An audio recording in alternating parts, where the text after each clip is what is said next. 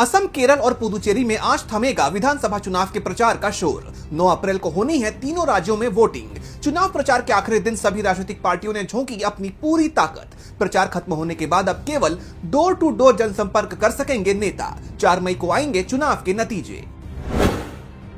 पश्चिम Bengal SIR विवाद में सभी 60 लाख दावों और आपत्तियों पर फैसला लेने की आज आखिरी तारीख। सुप्रीम कोर्ट ने राज्य में अब तक 47.4 लाख मामलों के निपटारे और रोजाना की जा रही प्रगति पर जताई है संतुष्टि।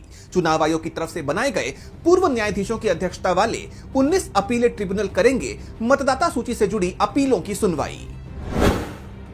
पश्चिम एशिया में महाजंग की आहट के बीच आज 7 अप्रैल की डेडलाइन पर दुनिया भर की निगाहें। अमेरिकी राष्ट्रपति डोनाल्ड ट्रंप की ईरान को दी गई होर्मुज स्ट्रेट खोलने की समय सीमा आज रात 8 बजे हो रही है खत्म। ट्रंप ने चेतावनी दी है कि अगर आज रास्ता नहीं खुला तो ईरान के पावर प्लांट और पुलों को बनाया जाएगा निशाना, जिसे उन्होंने पावर प्लांट डे और ब्रिज डे का दिया है नाम। दूसरी तरफ पाकिस्तान की मध्यस्थता में इस्लामाबाद अकॉर्ड के तहत 45 दिनों के युद्ध विराम पर चर्चा है तेज, लेकिन ईरान ने अस्थायी शांति के प्रस्ताव को ठुकराते हुए स्थायी समाधान की रखी है शर्त। खाड़ी देशों में अमेरिकी ठिकानों पर बढ़ते हमलों और इजरायल की जवाबी कार्रवाई से पूरे क्षेत्र में चरम पर है तनाव। चुनाव आयुक्तों की नियुक्ति से जुड़े 2023 के कानून की संवैधानिक वैधता के मामले पर आज सुप्रीम कोर्ट में अहम सुनवाई।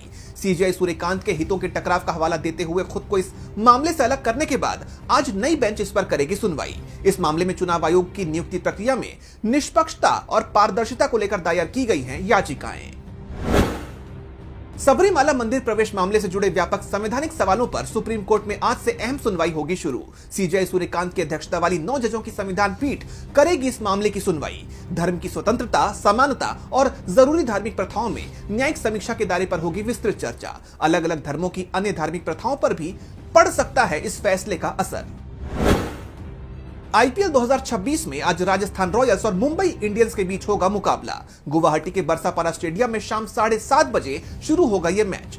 इस सीजन में राजस्थान रॉयल्स का गुवाहाटी में यह पहला घरेलू मैच है, जबकि अपना तीसरा मुकाबला खेलने उतरेगी मुंबई इंडियंस। मैच को लेकर फैंस में है भारी उत्साह।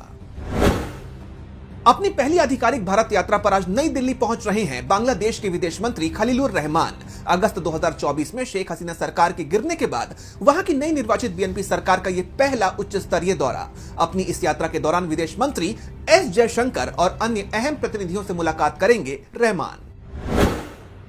आरबीआई की मौद्रिक नीति समिति की 3 दिवसीय बैठक का आज दूसरा दिन। कल नए वित्त वर्ष की इस पहली बैठक के फैसलों का किया जाएगा ऐलान। पश्चिम एशिया में जारी तनाव और कच्चे तेल की कीमत $100 के पार होने के चलते रेपो रेट में बदलाव की संभावना है बेहद कम। उत्तर प्रदेश में मुख्यमंत्री योगी आदित्यनाथ की अध्यक्षता में आज होगी कैबिनेट की बैठक। सुबह 10:30 बजे से लोक भवन में जुटेंगे सरकार के मंत्री।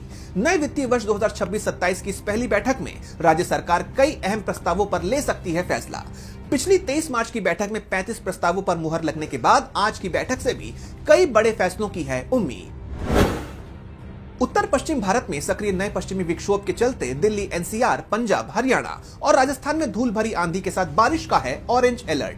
पहाड़ों पर जम्मू कश्मीर, हिमाचल प्रदेश और उत्तराखंड में भारी बर्फबारी और बारिश के चलते मैदानी इलाकों में तापमान गिरने से लौटेगी ठिठुरन। उधर पूर्वोत्तर भारत के असम, मेघालय और अरुणाचल प्रदेश में मूसलाधार बारिश की है चेतावनी, तो बिहार, झारखंड और पश्चिम बंगाल में हल्की बारिश का है अनुमान। मध्य भारत के एमपी और छत्तीसगढ़ में भी छाए रहेंगे बादल, जबकि दक्षिण भारत के आंध्र प्रदेश और तेलंगाना में भीषण गर्मी का प्रकोप रहेगा जारी।